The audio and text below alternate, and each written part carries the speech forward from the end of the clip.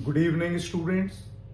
लगभग सारे विश्वविद्यालयों में नवंबर में सेमेस्टर की परीक्षाएं प्रारंभ होने वाली हैं। जहां तक फिफ्थ सेमेस्टर हिस्ट्री का प्रश्न है तो उसमें जो सबसे पहला पेपर आपका है, जो कंपलसरी पेपर है, that is nationalism in India, Bharat में राष्ट्रवाद। इसका जो सिलेबस है, सबसे पहले सिलेबस जान लेना बहुत जरूरी होता है।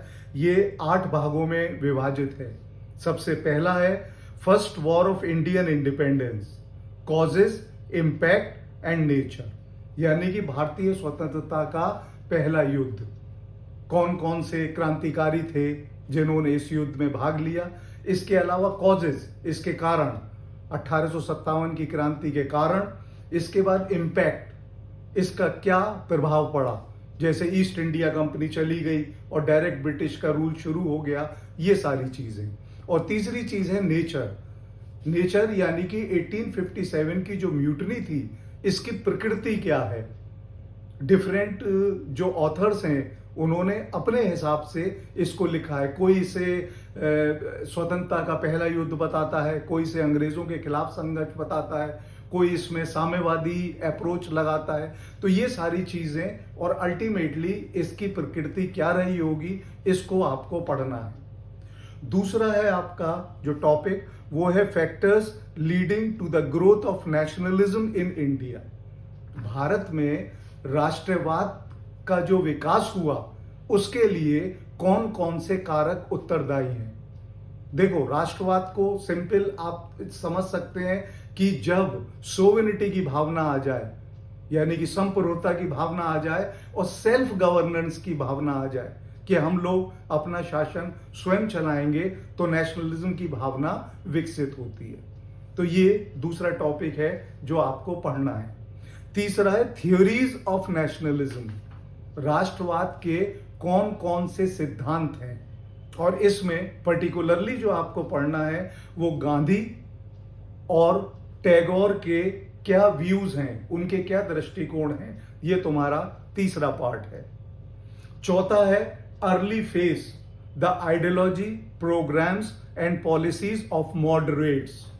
मॉडरेट्स मीन्स नरम दल, यानी कि 1885 में जब भारतीय राष्ट्रीय कांग्रेस की स्थापना हो जाती है, तो उसके बाद जो दल डेवलप करता है वो नरम दल है, जो 3 पीस पर चलता है, प्रेयर, पिटीशन एंड प्रोटेस्ट। ठीक है, वो प्रार्थना करता है, याचिका करता है और विरोध करता है।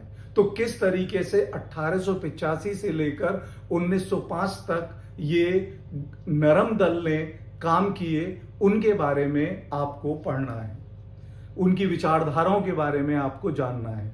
फिर पांचवा है एक्सट्रीमिस्ट, यानी कि गरम दल। उसमें rise and development of extremist in India, कि किस तरीके से भारत में जो गरम विचारधारा है अंग्रेजों के खिलाफ, वो विकसित हुई, जिसमें 3 नाम बहुत प्रमुख होते हैं, बाल, पाल, लाल। विपिन चंद्र पाल, लाला लाजपत राय और बाल गंगाधर तिलक, इनके बारे में आपको जानना है।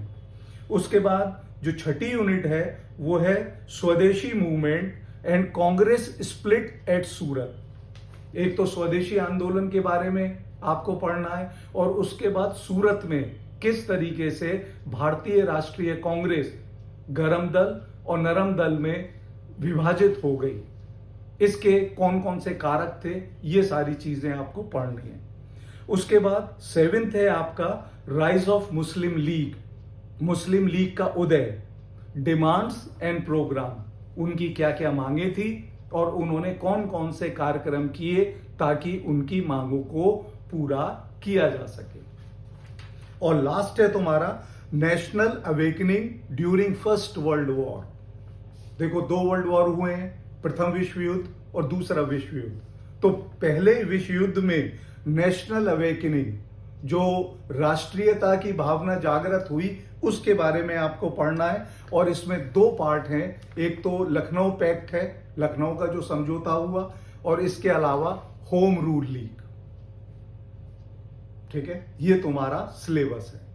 अब दूसरी चीज ध्यान रखो कि अधिकांश यूनिवर्सिटी में जो फॉर्मेट है उसके हिसाब से जो पहला पार्ट आएगा वो ऑब्जेक्टिव या मल्टीपल चॉइस पर का आएगा, यानी कि आपको 4 ऑप्शन में से एक सही टिक लगाना है। उसके बाद जो दूसरा पार्ट है वो है शॉर्ट आंसर्स क्वेश्चन। आपको छोटे छोटे आंसर्स देने पड़ेंगे।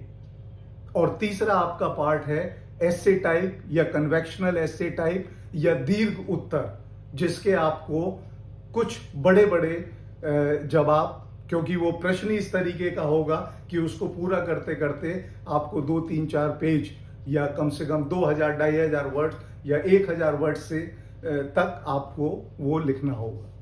अच्छा, यहां मैं शुरू करने से पहले आपको एक चीज और बता दूं कि बच्चे कभी कभी गलती करते हैं। हालांकि आप लोग अब 5th सेमेस्टर में आ गए तो 2 साल का आपको तजुर्बा है। आप क्या करते हैं कि जो शॉर्ट आंसर है उसे बहुत बड़ा लिखते हैं। एक तो जब आप उस आंसर को बड़ा लिखेंगे तो जो बड़े आंसर और ज्यादा नंबर लिए हुए दीर्घ आंसर हैं वो आप उसके लिए समय नहीं दे पाएंगे, ये नुकसान होता है। और दूसरी चीज, आपका मैटर या कंटेंट वैल्यू करता है। ये नहीं है जो एक धारणा बनी हुई है कि इतिहास में पन्ने भर दो तो बहुत ज्यादा नंबर आ जाएंगे। आप केवल उतना ही लिखिए जितने की उसकी आवश्यकता है और आपको अच्छे नंबर मिलेंगे। तो ये चीज आपको ध्यान रखना है अपना पेपर शुरू करने से पहले।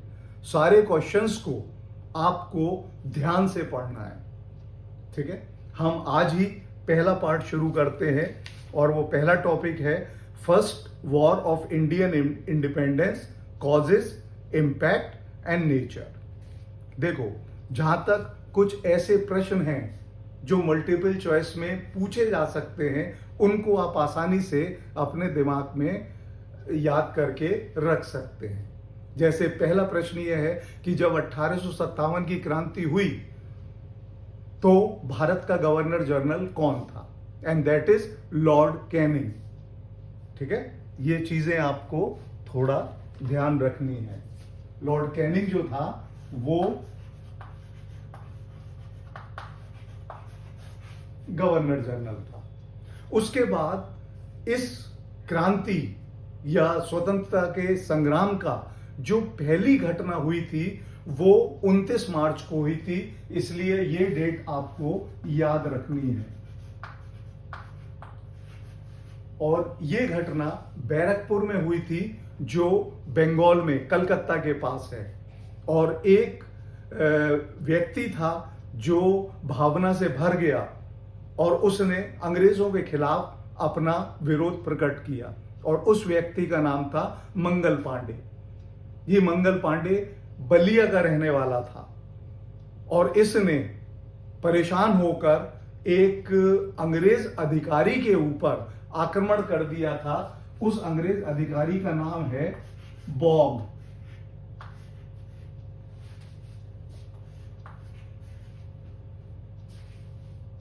जब एक अन्य सैनिक से कहा गया कि मंगल पांडे को पकड़ो, जिसका नाम था ईश्वरी प्रसाद, उसने न केवल खुद वो पकड़ने गया बल्कि उसने आसपास के लोगों भी कहा कि नहीं भाई इसे मत पकड़ो। अल्टीमेटली मंगल पांडे और ईश्वरी प्रसाद को पकड़ लिया गया। सबसे पहले 18 अप्रैल को मंगल पांडे को फांसी दे दी गई और उसके 3 दिन बाद ईश्वरी प्रसाद को भी फांसी दे दी गई। तो कुछ प्रश्न ऐसा आ भी सकता है, लेकिन 1857 की क्रांति का असली जो विद्रोह है वो 10 मई को प्रारंभ हुआ था मेरठ से।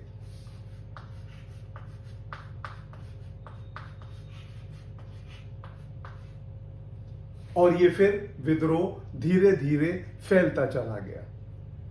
आप बहुत सारे उन स्वतंत्रता सेनानियों का याद करते हैं जिन्होंने इस 1857 की क्रांति में भाग लिया, लेकिन अगर आप सिस्टमैटिक चलेंगे तो आप इनको याद रख पाएंगे। आप पहले प्लेस और उसके बाद क्रांतिकारी का नाम ध्यान रखिए। जैसे दिल्ली में बहादुर शाह जफर, जितने भी क्रांतिकारी थे वो इस झंडे के अधीन अपना वो चला रहे थे रिवोल्ट को, तो दिल्ली में जो क्रांतिकारी हैं, हालांकि कुछ किया नहीं बहादुर शाह जफर ने, लेकिन सबसे प्रमुख क्रांतिकारी उनको माना गया। जहां तक कानपुर की बात है, कानपुर में 3 क्रांतिकारी बहुत प्रमुख हुए हैं। इसमें एक है नाना साहब, दूसरे हैं तांतिया टोपे और तीसरे हैं अजीमुल्ला खान। इसके बाद एक स्थान है अवध, जो वर्तमान में लखनऊ के नाम से जाना जाता है, और इसमें जिस महिला ने, एक महिला थी जिसने विद्रोह की अग्नि प्रज्वलित की, वो थी बेगम हजरत महल, और उसका एक पुत्र जिसका नाम था बिरजिस कादिर।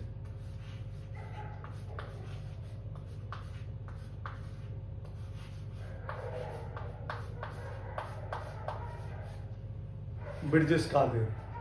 इसके बाद ये विद्रोह झांसी में भी फैला, और झांसी में बहुत महत्वपूर्ण एक, या सबसे आप कह सकते हैं मजबूत योद्धा थी, जिनका नाम है लक्ष्मीबाई। इसके अलावा बिहार में भी ये 1857 का विद्रोह फैला, और इसमें जिस व्यक्ति ने लीड किया उसका नाम है कुंवर सिंह। बरेली में खान बहादुर खान, और फैजाबाद में मौलवी अहमदुल्ला खान, इन्होंने भाग लिया। अहमदुल्ला शाह था वो, ठीक है। इसके बाद छोटा मोटा विद्रोह इलाहाबाद और वाराणसी में भी हुआ, जहां पर एक मौलवी थे लियाकत अली, उन्होंने विद्रोह किया। थोड़ा सा विद्रोह ये आसाम तक फैला, और वहां पर 2 लोग थे, जिनमें एक का नाम है मणिराम बरुआ और दूसरा कंड परमेश्वर सिंह। इन दोनों ने विद्रोह किया। राजस्थान में भी थोड़े से स्थानों पर 1857 की क्रांति फैली, और उसमें 2 लोग प्रमुख हैं, जयदयाल सिंह और हरदयाल सिंह। तो ये कुछ ऐसे इंपॉर्टेंट नाम हैं जो आपको मल्टीपल चॉइस में काम आ सकते हैं। इसके बाद एक बहुत इंपॉर्टेंट डेट है 8 जुलाई, जब इस क्रांति को ऑफिशियली ओवर मान लिया गया। आधिकारिक रूप से यह कह दिया गया कि यह क्रांति समाप्त हो गई। हालांकि इसके बाद भी छुटपुट घटनाएं होती रही, लेकिन अंग्रेजों ने इस डेट को यह डिक्लेरेशन किया था। अब जब आप इतने सारे नाम देखते हैं, तो उनमें से कुछ नाम ऐसे इंपॉर्टेंट हैं जो शॉर्ट नोट्स में भी आ सकते हैं, और इसमें सबसे पहला नाम है रानी लक्ष्मीबाई का। She was one of the most prominent and courageous leader. वो जितने भी क्रांतिकारी नेता हुए, उनमें सर्वाधिक प्रमुख और साहसी महिला थी, और इनके ऊपर बहुत सारे वो भी बने हैं, मतलब वीरता की काव्य भी बने हैं। जैसे एक आप सब लोगों ने सुना होगा कि खूब लड़ी मर्दानी वो तो झांसी वाली रानी थी। सुभद्रा कुमारी चौहान ने ये कविता लिखी है, जो बहुत जीवंत कविता है। जहां तक रानी लक्ष्मीबाई का सवाल है, इनका जो बचपन का असली नाम था वो मणिकर्णिका तांबे था। ये मराठी थी, और इनको बचपन में मनु के नाम से बोला जाता था, और इनका जन्म वाराणसी में हुआ। बाद में झांसी के राजा से, जो गंगाधर राव थे, उनका विवाह हुआ, ठीक है। अब जो असली 1857 की जड़ है, जब हम कॉजेस पे आएंगे तब इसको पूरी तरह से विस्तार से डिस्कस करेंगे। एक पॉलिसी थी जो लॉर्ड कैनिंग से पहले गवर्नर जनरल था, लॉर्ड डलहौजी, उसने चलाई थी, और वो कहलाती है डॉक्ट्राइन ऑफ लैप्स, यानी कि राज्य हड़प नीति। जितनी भी देशी रियासतें थी, उन सबको ये किसी न किसी तरह से ब्रिटिश साम्राज्य में मिलाना चाहता था। तो इसने एक नया नियम निकाल दिया कि अगर जो पेंशन वाले राजा हैं या रानी हैं, अगर उनका पुत्र असली पुत्र नहीं है और वो दत्तक पुत्र है, तो पेंशन बंद कर दी जाएगी और उन्हें राजा या रानी नहीं माना जाएगा, और उस देशी रियासत को ब्रिटिश साम्राज्य में मिला लिया जाएगा। तो जब ये अटेम्प्ट लॉर्ड डलहौजी ने किया, और इसके कारण, क्योंकि रानी लक्ष्मीबाई का जो पुत्र था वो दत्तक पुत्र था, जिसका नाम था दामोदर राव। तो उसने इस आधार पर ईस्ट इंडिया कंपनी ने इसको जीतने का प्रयास किया, लेकिन रानी लक्ष्मीबाई ने उद्घोषणा कर दी कि मैं अपनी झांसी नहीं दूंगी। जब किले पर आक्रमण हुआ तो वो झांसी के किले से भाग गई और वो सैनिक की पूरा पहने रही तलवार और बहुत अच्छी तरीके से उन्होंने लड़ाई लड़ी और अपने दत्तक पुत्र को उन्होंने अपनी पीठ पे बांधे रखा। वहां से वो ग्वालियर चली गई और ग्वालियर के किले को जीत लिया। रानी लक्ष्मीबाई का जो सबसे इंपॉर्टेंट एस्पेक्ट है दैट शी कैप्चर्ड ग्वालियर, और वहां पर उसने नाना साहेब को वहां का शासक घोषित कर दिया। ठीक है। रानी लक्ष्मीबाई के बारे में जब आप लिखेंगे तो आप ये लिखेंगे कि her immense courage, self sacrifice and indomitable spirit made her an icon of resistance, a powerful symbol of Indian nationalism and women power. ये रानी लक्ष्मीबाई का अपार साहस था, आत्म बलिदान था और अदम्य भावना थी जो उसने प्रतिरोध, भारतीय राष्ट्रीयवाद और महिला शक्ति को एक प्रभावशाली प्रतीक के रूप में परिवर्तित कर दिया। वो बहुत बहादुरी से लड़ी थी। उस समय जिस जर्नल को या कमांडर को उनके खिलाफ भेजा गया था उस व्यक्ति का नाम है ह्यूज रोज।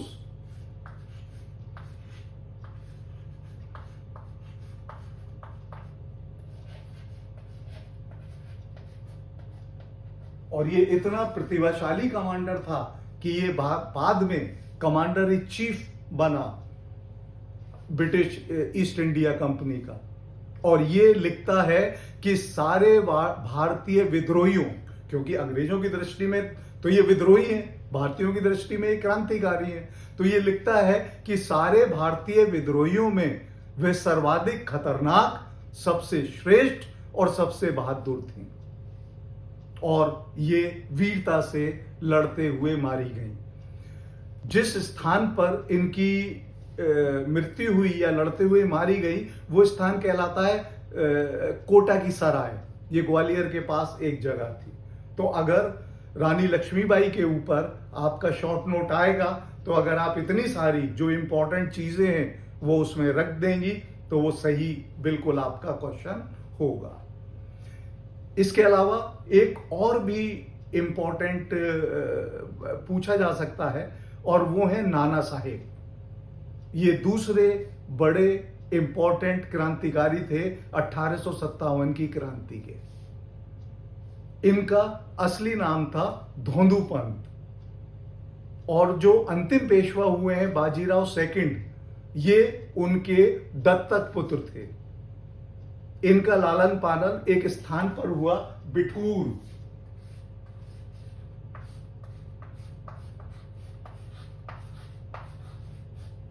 ये कानपुर के पास एक जगह है। तो ईस्ट इंडिया कंपनी ने इनको कानूनी उत्तराधिकारी मानने से इनकार कर दिया 1851 में और कहा कि इन्हें कोई पेंशन नहीं मिलेगी, द पेंशन वॉज रिवोक। तो इन्होंने विद्रोह किया। तो जो कानपुर में विद्रोह हुआ है उसके सबसे बड़े कर्णधार नाना साहेब रहे। इन्होंने ब्रिटिश की जो फौज थी उसको घेर लिया और 3 सप्ताह के घेरे के बाद कानपुर नाना साहेब के पास आ गया और वो वहां पर पेशवा डिक्लेयर्ड हो गए। लेकिन कुछ घटनाएं हैं, हालांकि वो बहुत ज्यादा समय तक नहीं रह पाए। ब्रिटिश फौज जब आई वो तो हर जगह पर यही हुआ कि इन क्रांतिकारियों को उन स्थानों को छोड़ना पड़ा।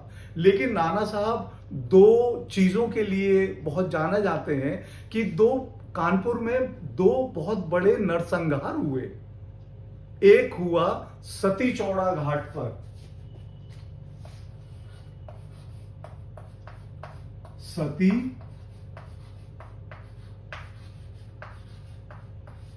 चौड़ा घाट, ठीक है, इस स्थान पर हुआ था। और दूसरा जो है वो बीबीगढ़ पे हुआ था।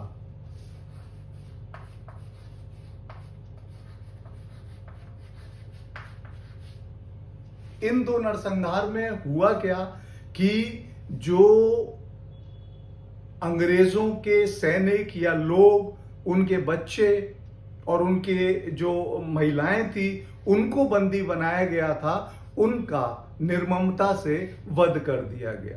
तो ये एक छोटा सा ब्लैक स्पॉट है जो नाना साहेब के ऊपर भी आता है। बहुत बहस इस पे अलग से होती है, इससे हमें कोई मतलब नहीं है बीए के लेवल पे कि क्या वो इसके लिए उत्तरदायी थे, क्या उन्होंने इसका आदेश दिया था। लेकिन ये बात पक्की है कि जिस समय ये नरसंहार हुआ उस समय नाना साहब के पास उस स्थान का चार्ज था। कानपुर को जीतने में दो जनरलों ने बहुत भूमिका निभाई। इसमें एक थे जनरल हैवलॉक,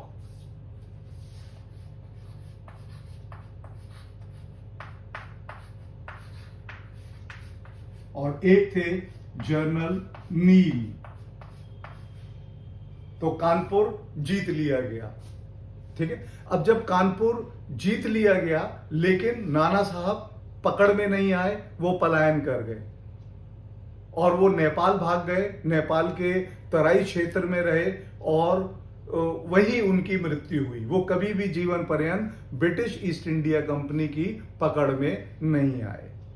हालांकि नाना साहब थोड़ा सा ये विवादास्पद या कंट्रोवर्शियल हैं, लेकिन इनको ही is regarded as a significant freedom fighter.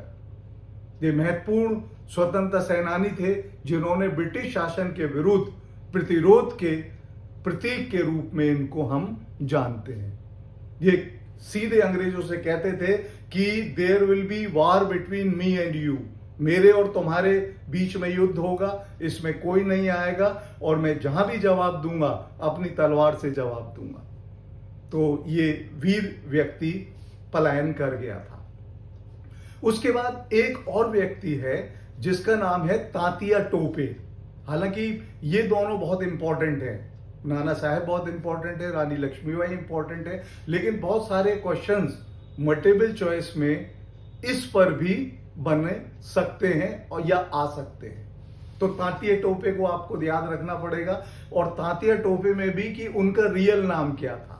उनका जो असली नाम था वो रामचंद्र पांडुरंग था और ये नाना साहब का अनुयायी था। जब नाना साहब की पेंशन अंग्रेजों ने डॉक्ट्राइन ऑफ लैप्स के तहत बंद कर दी तो ये अंग्रेजों से लड़ाई हो गई और अंग्रेजों से लड़के ये नाना साहब के लिए लड़ा। जो कानपुर का घेरा है, ये जो कानपुर की जीत है, उसमें तांतिया टोपे का बहुत बड़ा योगदान है। इसने क्या किया, पहली चीज कि ब्रिटिश सेना में जो भारतीय सैनिक थे उनको अपनी तरफ किया। उसके बाद ब्रिटिश सेना को पराजित करके नाना साहब का जो अथॉरिटी है वो वहां पर उसने स्थापित करी, और तीसरा वो कमांडर इन चीफ बन गया। जब कानपुर दोबारा से हैवलॉक और नील ने जीता तो ये वहां से भागा। वहां से भागने के बाद ये लखनऊ चला गया, अवध चला गया। जब वहां से भी पराजित हुआ तो ये रानी लक्ष्मीबाई के साथ लड़ने आ गया वहां पर ग्वालियर में। और वहां से भी जब ये भागा तो ये जंगलों में गुरिल्ला युद्ध शैली से अंग्रेजों को परेशान करता रहा।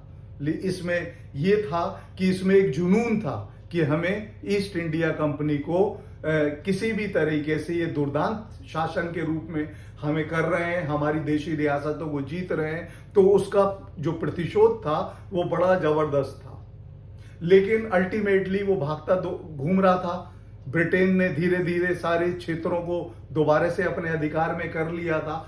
तो एक राजा था नरवर का, वो वहां पर चला गया और उसको विश्वासघात से पकड़वा दिया गया और 1859 में इसको तांतिया टोपे को फांसी लगा दी गई। लेकिन इनके जो एक प्रतिशोध ईस्ट इंडिया कंपनी से लेने का जज्बा है उसके रूप में हमेशा याद रखा जाएगा।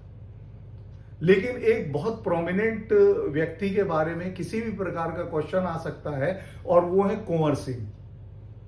और ये कुंवर सिंह लायन ऑफ बिहार, बिहार के शेर के रूप में जाने जाते हैं। बिहार में एक जागीर थी, जगदीशपुर जागीर, ये उस पे रूल करते थे। और जब ये क्रांति भड़की तब उस समय इनकी उम्र लगभग 80 वर्ष थी।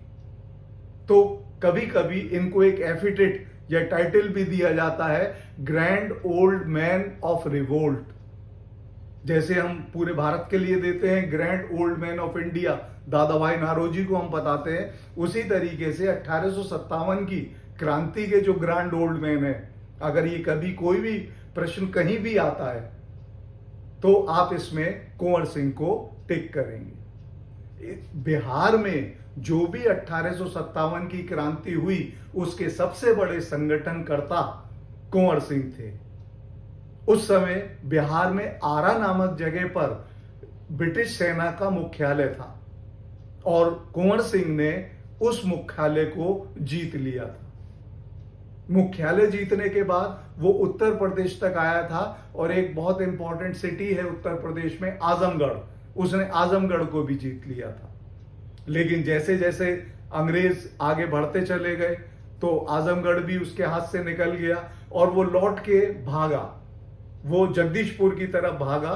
तो रास्ते में उसे एक अंग्रेज सेना मिली जिसका कमान ली ग्रैंडे के पास थी और उसने उस अंग्रेज को भी पराजित किया और वो जगदीशपुरा पहुंच गया।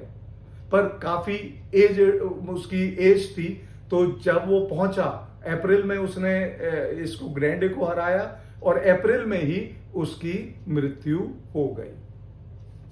बिहार में सरकार ने कुंवर सिंह के नाम से बहुत कुछ किया है।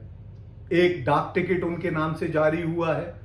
उसके बाद आरा में एक विश्वविद्यालय 1990s में कुंवर सिंह के नाम से खोला गया है, वीर कुंवर सिंह विश्वविद्यालय। और इसके अलावा एक पुल है जो आरा से लेकर छपरा तक जाता है, उस पुल का नाम भी इन कुंवर सिंह के नाम पर है। इसके बाद एक और लेडी थी हजरत महल, उनकी अपनी प्रॉब्लम थी। देखो, जो डॉक्ट्राइन ऑफ लैप्स है उसमें केवल यही नहीं है कि अगर दत्तक पुत्र होगा तो हम मिला लेंगे। उन्होंने अवध में ऐसा कोई चक्कर नहीं था, तो डलहौजी ने एक नया नियम निकाला कि भाई अवध में कुप्रशासन है, वो प्रशासन ठीक तरह से नहीं चल पा रहे, तो माल एडमिनिस्ट्रेशन के आधार पर अवध को एनेक्स कर लिया गया ब्रिटिश ईस्ट इंडिया कंपनी में। तो उस समय जो नवाब वाजिश अली शाह की पत्नी थी हजरत महल और उसका एक पुत्र जिसका मैंने आपको नाम बताया बिरजिस कादिर, उन्होंने विद्रोह किया अवध में।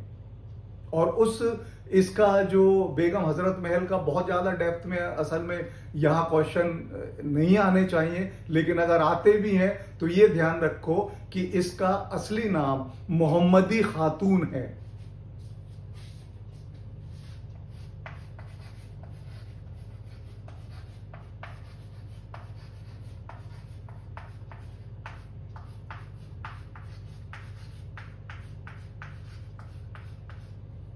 ठीक है, लेकिन इसने और किया कि जब सहारनपुर के ऊपर आक्रमण हुआ तो हजरत महल ने अपने सैनिकों को भेजा ताकि वो फैजाबाद के मौलवी की मदद कर पाए। अल्टीमेटली अवध पे भी अंग्रेजों का अधिकार हो गया और ये वहां से पलायन कर गए मां और पुत्र, और ये नेपाल पहुंच गए। प्रारंभ में तो इन्हें शरण नहीं मिली, बाद में इन्हें शरण दे दी गई और वहीं हजरत महल की मृत्यु हुई।